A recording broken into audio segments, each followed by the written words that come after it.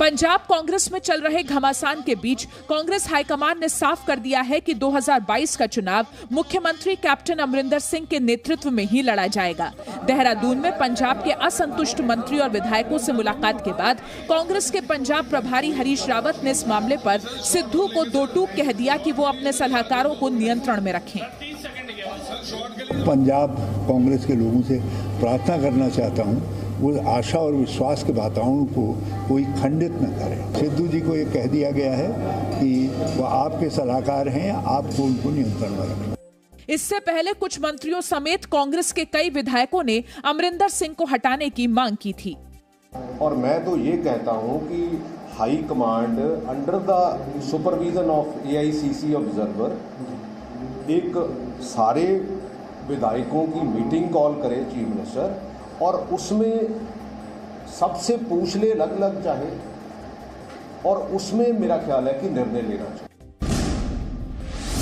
छत्तीसगढ़ में मुख्यमंत्री पद को लेकर विवाद पर अभी कोई फैसला नहीं हो पाया है। छत्तीसगढ़ से मुख्यमंत्री भूपेश बघेल और कैबिनेट मंत्री TS सिंहदेव आज पार्टी महासचिव KC वेणुगोपाल से मुलाकात करने पहुंचे।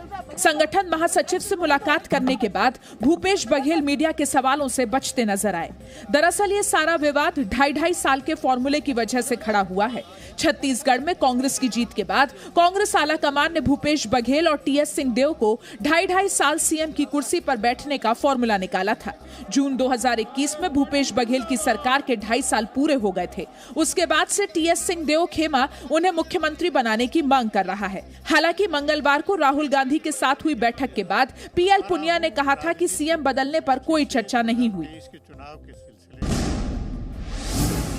वित्त मंत्री निर्मला सीतारमण ने प्रधानमंत्री पर आरोपों को लेकर कांग्रेस सांसद राहुल गांधी को कड़ा जवाब दिया। वित्त मंत्री ने बताया, नेशनल मोनेटाइजेशन पाइपलाइन में संपत्तियां बेची नहीं जा रही बल्कि लीज पर दी जा रही हैं। राहुल गांधी ने कल सरकार पर देश की संपत्तियां बेचने के आरोप लगाते हुए प्रधानमंत्री मोदी पर निशाना साधा था।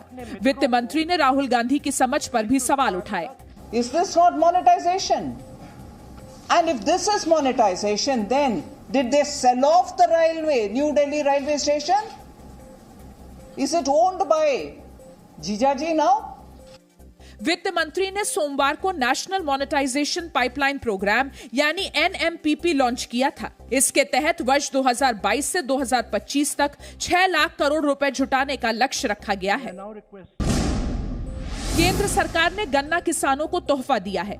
गन्ने का समर्थन मूल्य 290 रुपए प्रति क्विंटल कर दिया गया है। प्रधानमंत्री नरेंद्र मोदी की अध्यक्षता में केंद्रीय कैबिनेट ने ये फैसला लिया।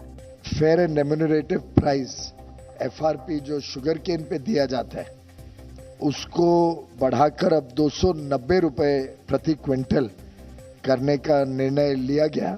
गन्ना के समर्थन मूल्य बढ़ाने के फैसले के बाद PM मोदी ने ट्वीट किया, देश के करोड़ों गन्ना किसानों के हित में आज सरकार ने एक महत्वपूर्ण निर्णय लिया है।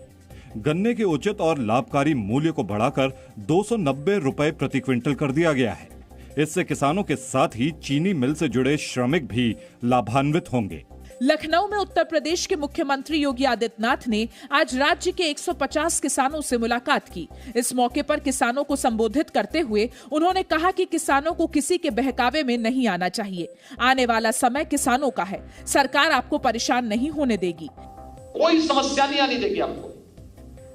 आप देखना, ये आने वाला समय किसानों का है, अन्नदाता किसानों का है। अन्नदाता किसानों की सरकार कार्य करेगी, पूरी मजबूती के साथ कार्य करेगी।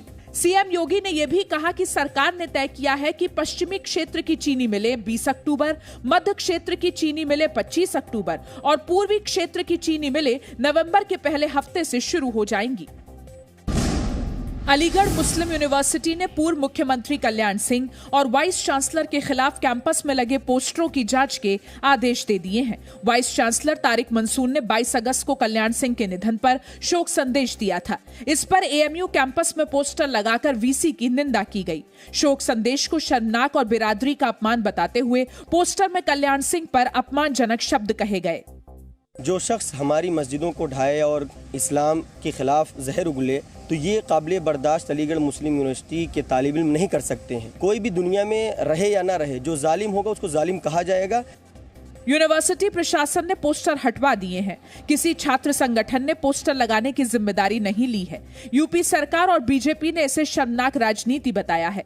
वो जो नींव जो नेहरू जी के टाइम पे बोई गई थी, तो वही सोच जो राष्ट्रवाद की नहीं होती है, उसकी नींव की बू आती है। वहीं समाजवादी पार्टी ने एक तस्वीर जारी कर कल्याण सिंह को श्रद्धांजलि नहीं दिए जाने के आरोप खारिज किए। केंद्रीय मंत्री नारायण राणे की गिरफ्तारी पर बॉम्बे हाईकोर्ट ने 17 सितंबर तक रोक लगा दी है। राहत मिलते ही राणे ने मुख्यमंत्री उद्धव ठाकरे पर हमला किया और उन्हें गृह मंत्री अमित शाह, यूपी के मुख्यमंत्री योगी आदित्यनाथ और कांग्रेस सांसद राहुल गांधी पर दिए बयान याद दिलाए। हेच मुख्यमंत्री पुरी बोलले होते, हा योगी आहे की ढोंगी, चपलाने मारले पाहिजे, सुसंस्कृतपणा। पवार साहेब याला मुख्यमंत्री केलं, त्याला सुसंस्कृतपणा बघा। वहीं बीजेपी ने महाराष्ट्र सरकार के मंत्री अनिल परब के खिलाफ पुलिस में शिकायत दर्ज कराई है। एक वीडियो में परब पुलिस को राणे की गिरफ्तारी के निर्देश देते दिख रहे हैं। हाईकोर्ट ते येणार नाही कॉन्फिडन्स मध्ये, हाईकोर्ट राणी की पण मग घ्या ना थोड़ी पुलिस फोर्स वापरून करा द्या। मैं पुलिस न्यायिक प्राधिकरण के पास भी जाऊंगा और मुंबई के उच्च न्यायालय के दरवाजे भी मैं खटखटाऊंगा। उद्धव ठाकरे को थप्पड़ वाले बयान पर राणे को कल महाराष्ट्र के चिपलूर से गिरफ्तार किया गया था। कल रात ही महाड कोर्ट ने उन्हें जमानत दे दी थी। राणे ने शुक्रवार से फिर जन आशीर्वाद यात्रा शुरू करने का ऐलान किया है।